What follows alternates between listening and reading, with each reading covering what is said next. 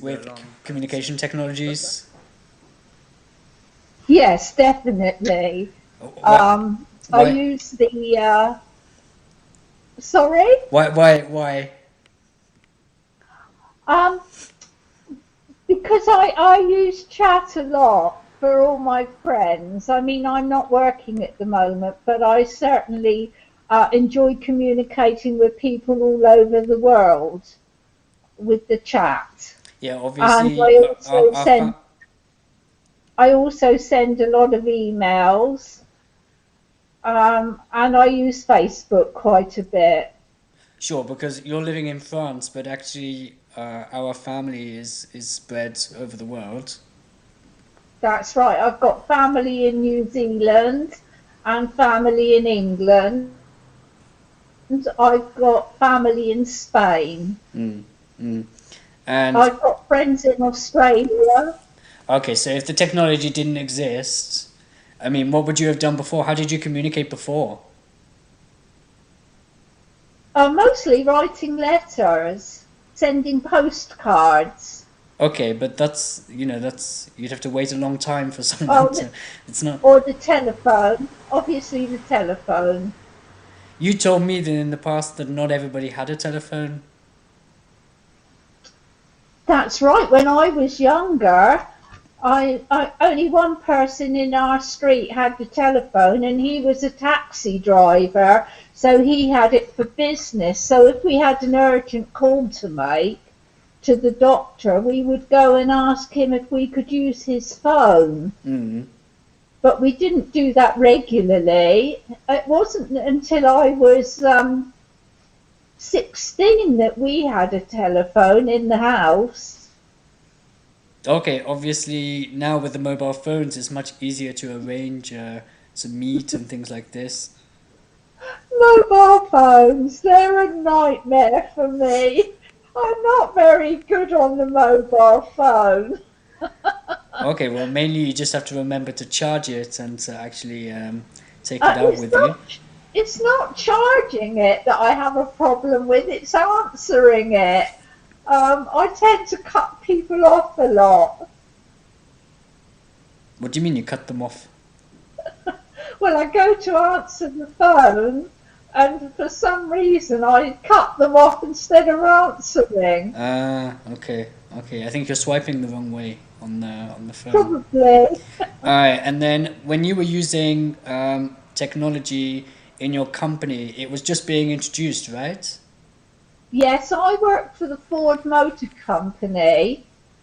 I mean, when I first went there, I used a typewriter. Mm. Then they introduced a typewriter with a small screen just above the keyboard, so that you could see the line of type that you'd written before you hit the key at the end, and then that printed onto the page. And then after that, we moved on to computers. Sure. So when you were typewriting, you could only make, I mean, you could only print one page at a time, in a sense. You couldn't, you had to type out the same document many times. No, we used something called carbon paper. Okay, okay. So you made say up to 3 or 4 copies by putting carbon paper between each sheet of paper. Mm. So then you would get 4 copies. If you wanted to make a lot of copies, say you were sending out a circular, you had to type it on waxed paper. Okay.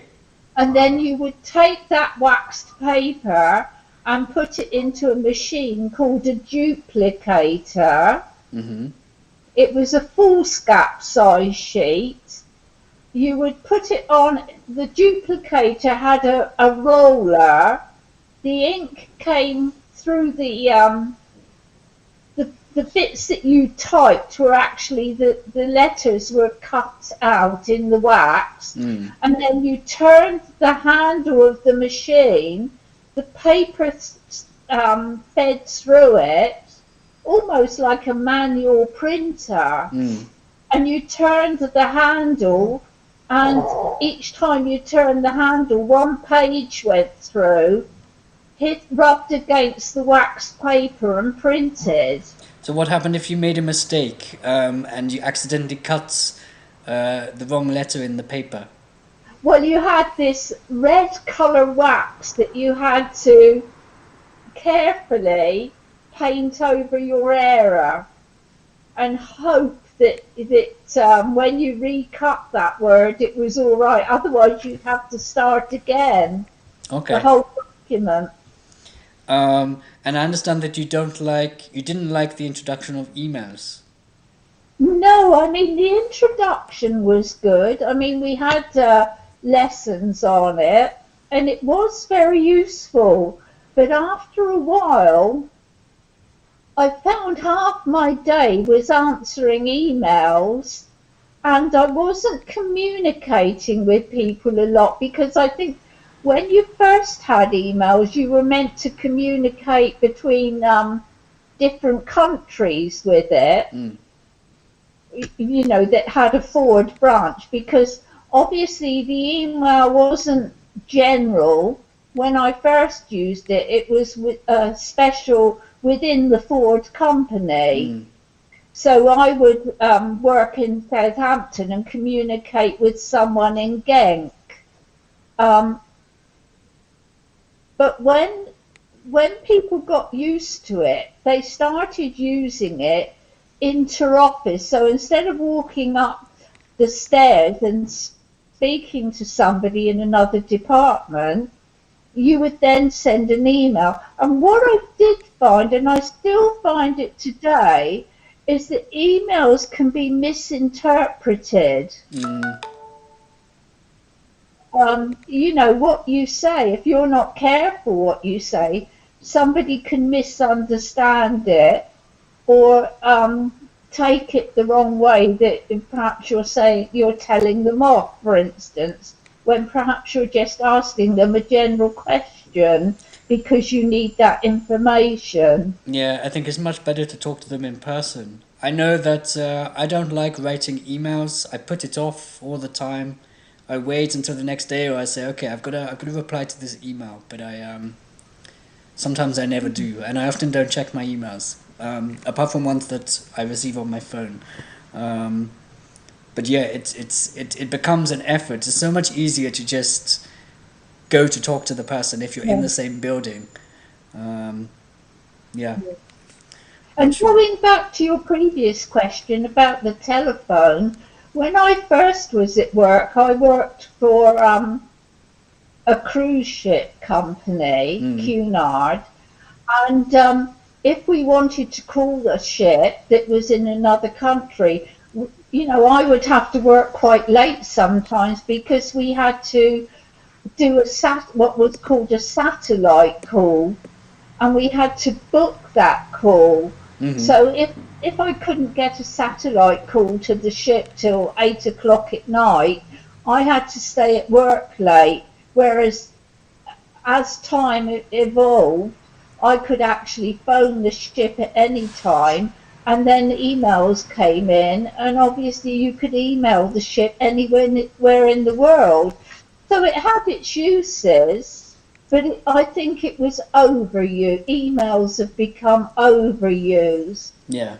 Okay. Well. And now, of course, it's just adverts, isn't it? All the time I'm receiving adverts by email. Yeah. Okay. And you shouldn't respond to them. You should be careful. The ones that you open as well. Oh, I am careful. I'm just commenting that, you know, the usage has changed. Again, it's evolved, hasn't it? You mean, okay, because you mean they're doing email marketing and they're spamming you and they're... yes. Yeah, I get a lot. Okay, but you can unsubscribe to these.